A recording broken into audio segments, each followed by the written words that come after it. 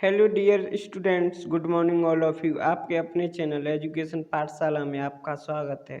आज हम class 10th के सब्जेक्ट रसायन विज्ञान के बारे में नए टॉपिक धातु और अधातु और उपधातु के बारे में देखेंगे और इनके लक्षणों के बारे में भी हम अध्ययन करेंगे और इसकी प्रकृति और इनके धात्विक गुण, अधात्विक गुण और उपधात्विक गुणों के बारे में सभी प्रकार की संरचनाओं के बारे में देखेंगे और हमें मोटिवेट करने के लिए हमारे चैनल को सब्सक्राइब, लाइक और शेयर अवश्य करें। Thank you.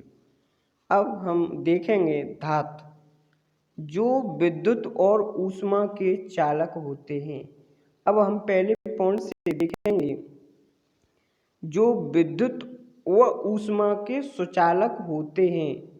इसका अर्थ है वह तार जिसमें वह धातु जिसमें विद्युत प्रवाहित की जाए तो उसमें एक सिरे से तार लगाने के पश्चात हम देखते हैं दूसरे सिरे पर विद्युत प्राप्त की जा सकती है। इस प्रकार की धातु या तार को हम विद्युत का सुचालक कहते हैं, जैसे लोहा, चांदी, सोना, प्लेटिनम, पीतल इत्यादि इस प्रकार के उदाहरण हैं।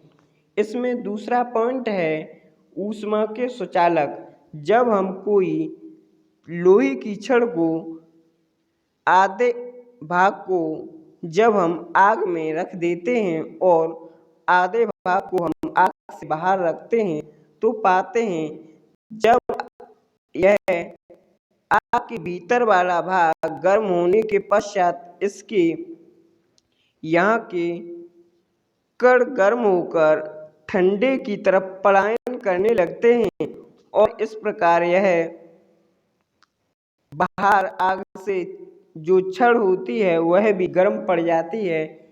इससे स्पष्ट है धातु ऊष्मा की भी सुचालक होती है।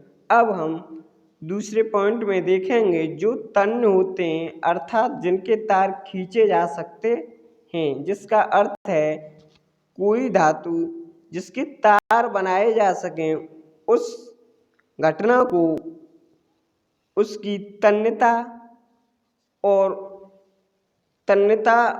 उसका तन्यता का गुण दिखाया जाता है।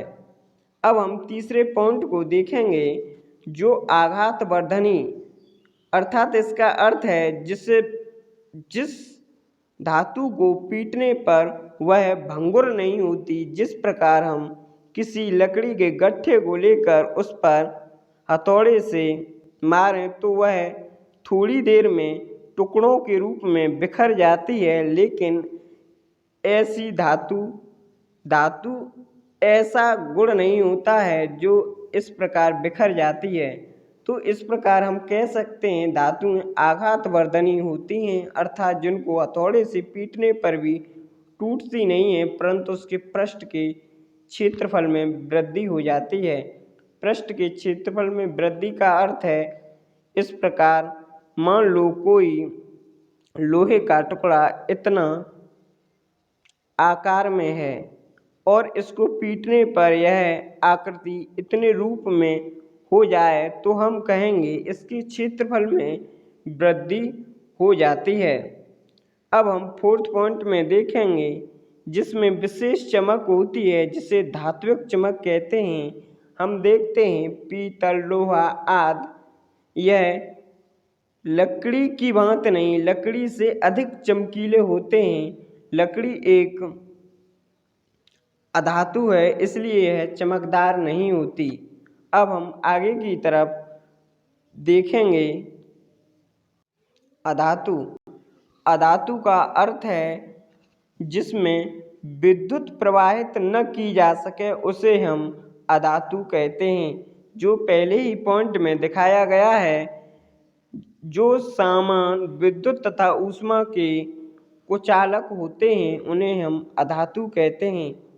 जिसमें विद्युत प्रवाहित नहीं की जा सकती, अर्थात जिससे एक तार में एक अधातु में एक सिरे पर तार लगाने के पश्चात दूसरे सिरे पर विद्युत प्राप्त नहीं की जा सकती। इस प्रकार की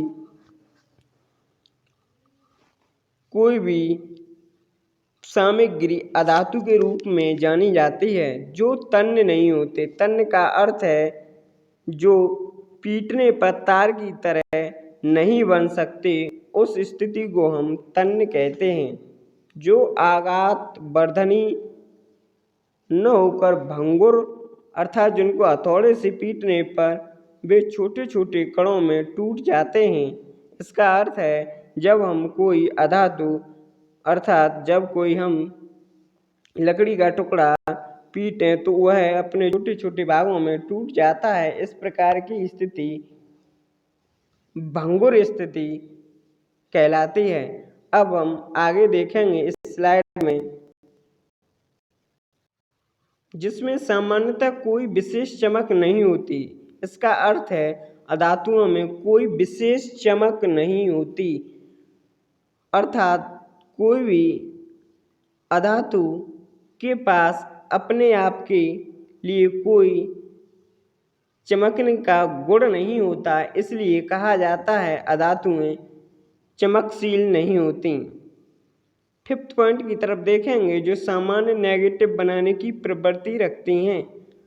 इसका अर्थ है जो भी अधातुएं होती हैं वो अपने पास ऋणायन रखने की प्रवृत्ति रखती हैं, जिसे हम आगे देखेंगे। उदाहरण के लिए सल्फर, ब्रोमीन, ऑक्सीजन, हाइड्रोजन तथा कार्बन एक प्रकार के अधातु के उदाहरण हैं। अब हम आगे की तरफ देखेंगे उपधातु।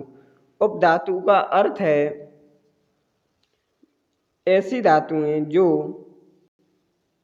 धातु और अधातु दोनों का गुण पाया जाता है। इस प्रकार की धातुएं उपधातुएं कहलाती हैं। इसका अर्थ है कुछ तत्व ऐसे होते हैं जो धातु एवं अधातु दोनों के गुण प्रदर्शित करते हैं, ये तत्व उपधातु कहलाते हैं। उदाहरण के लिए आर्सेनिक, एंटीमनी, बिस्मिथ उपधातु हैं। इन दोनों तत्वों के ऑक्साइड उभयधर्मी यानी धातु और अधातु के गुण पाए जाते हैं, इसलिए यह ऑक्साइड उभयधर्मी यानी कॉमन ऑक्साइड बनाते हैं। इनके ऑक्साइड अम्ल तथा क्षार दोनों के साथ अलग अलग अभिक्रिया कर लेते हैं। अब हम देखेंगे आगे मिश्र धातु। दो या दो से अधिक धातुओं को गलित अवस्था में मिलाने पर एक समांगी, समांगी का अर्थ है जिसमें एक निश्चित मात्रा में जब दो पदार्थों को मिलाया जाता है तो इस प्रकार बना हुआ मिश्रण समांगी मिश्रण कहलाता है। इस मिश्रण को ठंडा करने पर यह मिश्रण ठोस रूप में प्राप्त हो जाता है। दो या दो से अधिक धातुओं के समांगी मिश्रण को मिश्र धातु कहते हैं, जैसे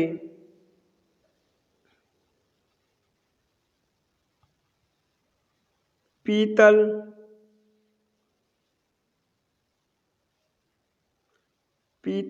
टिन,